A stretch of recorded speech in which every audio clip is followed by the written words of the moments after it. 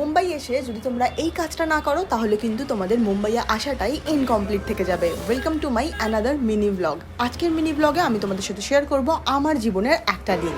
মুম্বাইয়ে যতই ঘোরার জায়গা থাক না কেন, এই দুটো জায়গাতে সবাই একবার হলেও অবশ্যই আসে। সিএসটি স্টেশনের বাইরে থেকে শেয়ারেবল ট্যাক্সি নিয়ে পৌঁছে গেছিলাম ইন্ডিয়া গেট। আরে না না, ওটা তো দিল্লিতে, এটা তো গেটওয়ে অফ ইন্ডিয়া, যেটা লোকেটেড মুম্বাইয়ে। যদিও গেটওয়ে অফ ইন্ডিয়া বানানো হয়েছিল কিং জর্জ ভি আর কুইন ম্যারির জন্য, কিন্তু এখানে আসার পরে মনে হয় এটা যেন আমাদের জন্যই বানানো হয়েছিল।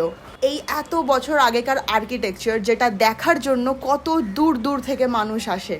আর তার অপোজিটেই রয়েছে তাজমহল প্যালেস। আর আমি যতবারই এখানে আসি আমার এই জায়গাটাকে নতুনই মনে হয় আর দেখলে চোখ জুড়িয়ে যায়। এখানে বেশ কিছুক্ষণ সময় কাটানোর পরে চলে গেছিলাম এই জায়গাটায়, আর এখানে ট্রাই করেছিলাম তিরামিসু, যেটা খেতে দুর্দান্ত ছিল।